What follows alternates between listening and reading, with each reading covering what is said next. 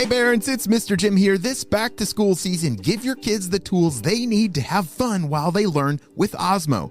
Osmo's Reading Adventure Learn to Read game is an interactive tool for kids 5 to 7 that help them practice and develop reading fundamentals. Because it's never too early to fall in love with reading, visit playosmo.com to check out the Reading Adventure new reader kit today.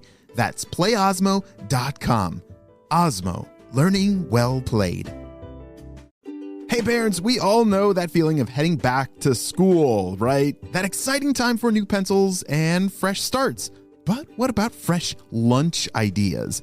Boar's Head has been going back to school for over 115 years, so they know all about packing the perfect lunchbox with uncompromising quality and all-time family favorites like Ever Roast, oven roasted chicken breast, maple glazed honey-coated ham, and American cheese. Boar's Head makes packing lunch easy and delicious. Look for Boar's Head at your local deli counter and learn more at boarshead.com/back-to-school. Boar's Head, compromise elsewhere. Hello, critter protectors. Mr. Jim here, and welcome to Kids Animal Stories, a place where there's always a mystery and adventure around every single corner. If you love critters of all shapes and sizes, I need you on our Critter Protector team. Join our adventure as we learn about critters from around the world and in our backyards. Well, my friends, are you ready for today's adventure? Me too, let's go!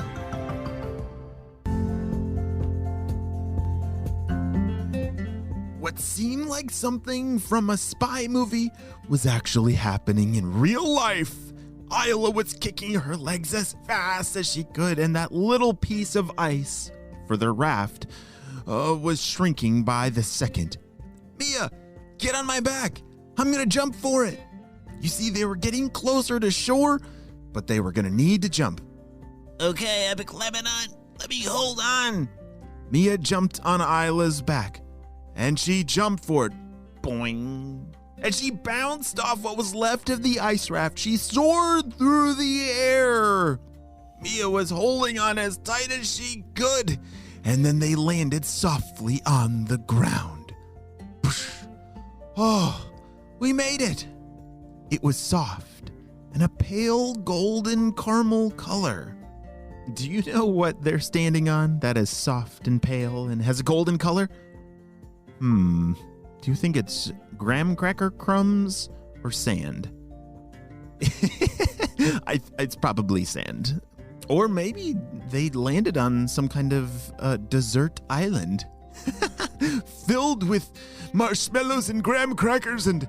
No, unfortunately this was not a desert island. It was a desert island. This is terrible, said Mia. I think I now understand how you felt when we were in Antarctica standing on all that snow. Snow is home for me, but whatever this stuff is, it's too hot for my feet. I don't think I like it. Oh, this feels so good for me. As Isla dug her toes into the sand, it felt so good to be warm again and off of that ice raft. It was pretty hot though, and so Isla made an umbrella out of some leaves for Mia to keep cool. That was really nice of her. But her feet were feeling very hot on that hot sand, and she had this crazy idea. She had this weird thought in her mind that she was supposed to lick her feet to feel cooler. Does that sound like a good idea? I don't know. Well, she leaned down and licked her toes and her feet, and instantly it felt much cooler. Whoa, time out. I am not saying that me and you should lick our feet, because we definitely shouldn't. That's disgusting.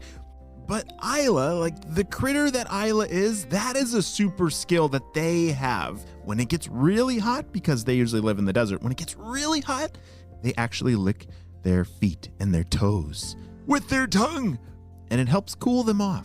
I think I would just rather put my feet in some nice cool water. I think that would cool me off better than me licking my toes. Just then, a flock of Arctic terns flew over them and noticed Mia. Hello down there! Hey, you look like you need some help finding Antarctica. Holy smokes, that sounds amazing, said Mia. We are headed there now on the Southern Australian current. Do you want to join us? Mia was so excited to go back to her cold home, but was sad to leave Isla. They had now become like best friends. Isla gave her a big hug and said, "Oh, don't worry, Mia. I will see you later. It was an amazing adventure together, but now we should probably go back to our own homes and we'll keep in touch for sure." Okay, I'll call you soon, shouted Mia. They waved goodbye and both took off on their own adventures. Mia flew off with those Arctic terns, which that's a bird that lives in Antarctica, and she flew back to that nice cold snow that she wanted.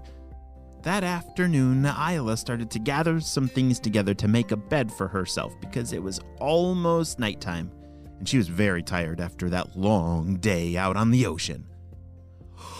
All right.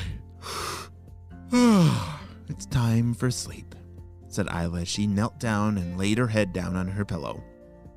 And that night, she dreamed an amazing dream that revealed to her exactly what critter she was, jumping around with all of her friends in Australia. It all made sense. That morning when she woke up, she couldn't wait to go find some more friends that were just like her. Hold on a second. If Isla has figured out what critter that she is, that means that we need to figure it out too. All right, let's recap some clues. Anything stick out to you? Well, I think we just learned that she lives in Australia in the really hot weather. Okay, so she's not like a penguin. She has reddish fur and skinny with long tail and big feet. And she's a good jumper. Do you have any ideas who that could be? What kind of Australian critter is really good at jumping? Oh, I know. Is she a dingo? You know, the dingo like a dog. Yeah, there's wild dogs in Australia that are called dingoes, and they have reddish fur. They're kind of skinny with a long tail. They're good jumpers, and... Wait a second. Isla walked on her back legs. Dingoes don't do that. They walk like a dog with 4 legs. Huh. What else? Wait, what did you say? Did you say a kangaroo? Is Isla a kangaroo? Let's see. Kangaroos have reddish fur. They're skinny with a long tail and long feet. And they're very good at jumping, and they live in Australia. Yes, Isla is a kangaroo.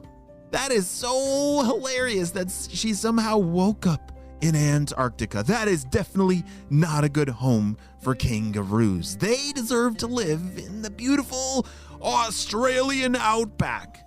Holy smokes, that was quite the adventure that they had to go on together with her friend Mia to get all the way back to where she came from.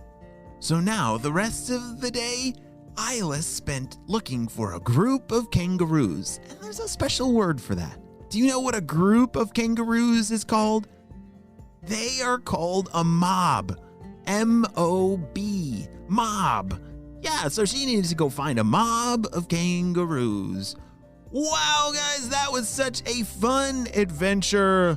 Great mystery solving, my critter protectors. We could not have done it without you. Well, this may be the end of the story, but it's only just the beginning of Isla's great adventure ahead. The end.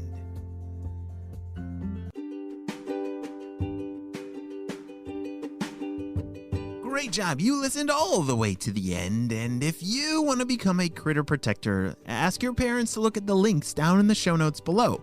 There's a link where you can learn exactly what it takes to become a critter protector. So if you love critters of all shapes and sizes, we definitely need you on our team to protect all the critters around the world.